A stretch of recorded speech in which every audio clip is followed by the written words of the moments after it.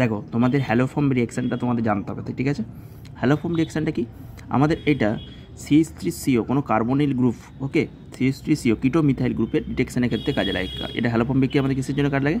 আমাদের যদি কিটো মিথাইল গ্রুপ, ওকে, কিটো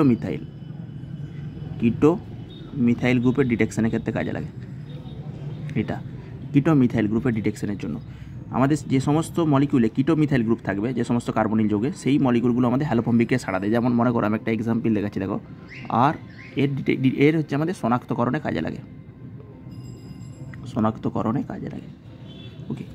যেমন মনে করো RCOCH3, আর হচ্ছে আমাদের যে কোনো অ্যালকিল ফাট, ওকে, CH3 হতে পারে, CH3 CH2 হতে পারে। যেহেতু আমাদের এখান থেকে যদি আমরা কী দিই বলো তো, যে কোনো I2 বা X2, যে কোনো X2 মানে কি এখানে X ইজিক্যাল টু হতে পারে, এখানে কী হতে পারে হলো হচ্ছে ব্রোমিন হতে পারে, আয়োডিন হতে পারে, ক্লোরিন, ব্রোমিন, আয়োডিন, যে কোনো হ্যালোজেন যৌগ হতে পারে। এবার এর প্রেজেন্সে যদি আমরা NaOH কোনো বেস দিই, NaOH দিতে পারো, বা KOH অর KOHও দিতে পারো, ওকে। যে কোনো বেসের প্রেজেন্সে আমরা যদি রিয়াকশান করি, আমাদের কী হয় বলো তো, যেহেতু আমাদের এখানে কিটো, দেখো CH3CO, আমি বারবার বলেছি একটাই কথা, আমাদের কিটো মিথাইলের সংকেত কী বলো?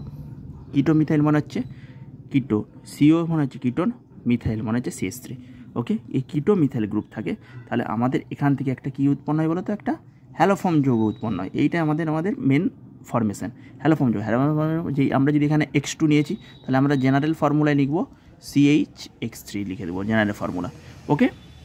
CHX3 এইটা আমাদের উৎপন্ন হয়, এইটি হচ্ছে আমাদের মেন, এটাকে বলা হচ্ছে আমাদের হ্যালোফর্ম।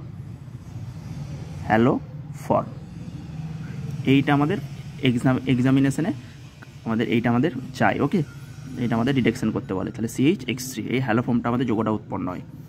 এবার দেখো CHX3 তো এই পার্টটা থেকে আমাদের CHX3 দিয়ে দিয়েছে, বাকি যে পার্টটা আছে সেখানে কি OH নেগেটিভটা যে একটা সোডিয়ামে সল্ট করে অ্যাসিড তৈরি করে দেয়, ওকে। যেমন RCOO, মনে করো এখানে OH নেগেটিভটা আছে, এই OH নেগেটিভটা এখানে অ্যাটাক করলে তাহলে কি হচ্ছে, COOH হয়ে যাচ্ছে, তাহলে সোডিয়াম আছে মানে আর অ্যাসিডের সল্ট হিসাবে আমাদের এখানে পরিণত হয়।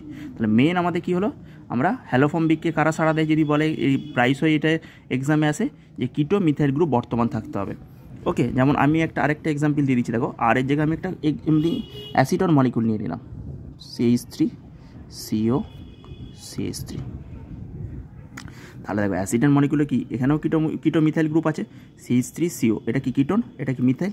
তাহলে এখানে যদি আমরা I2 আয়োডোফর্ম রিঅ্যাকশন করছি, দেখো I2NaOH, এখানে আমরা কী নিলাম বলো, I2NaOH।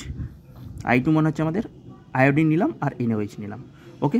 এখানে তুমি ক্লোরিন নিতে পারো, ব্রোমিন, আমি এখানে আয়োডোফর্ম রিঅ্যাকশন তোমাদের দেখাচ্ছি, সেই জন্য I2 নিলাম। তাহলে এখান থেকে কী আছে দেখো তো, এই যে কিটো মিথাইল গ্রুপটা বর্তমান আছে, তো এই কিটো মিথাইল গ্রুপটা এখান থেকে আমরা কী পেয়ে যাবো বলো, CH, যেহেতু আমাদের I নিয়েছি তাহলে CHI3 পেয়ে গেলাম। আর এই পার্টটা যে কোনো একটা পার্ট থেকে দেখো তো CH3 আর একটা অ্যাসিড হয়ে যাবে। এইটাই হচ্ছে আমাদের মেন রিঅ্যাকশান, আর কিছু নয় এখানে, আয়োডোফর্ম রিঅ্যাকশান, বোঝা গেছে? এবার তোমাদের কোশ্চেনে মাঝে মাঝে চলে আসে, শুধু আরেকটা জিনিস মনে রাখতে হবে, যে এই যে গ্রুপের যে এই CH3 অ্যালকোহলের পার্টটাও আমাদের হ্যালোফর্ম রিঅ্যাকশানে সাড়া আমাদের দেয়, ওই জন্য আমাদের এইটাও মনে রাখতে হবে, বোঝা গেছে? CH3CHOH, এই যে এই পার্টটাও যদি আমাদের বর্তমান থাকে, এটাও আমাদের কী করে, আমাদের হ্যালোফর্ম রিঅ্যাকশানে আমাদের টেক পার্ট করে। বোঝা গেছে না যায়নি বলো তো? এই পার্টটাও যদি আমাদের কোনো কাজে হ্যালোফর্ম রিঅ্যাকশানে থাকে, তাহলে এও আমাদের হ্যালোফর্ম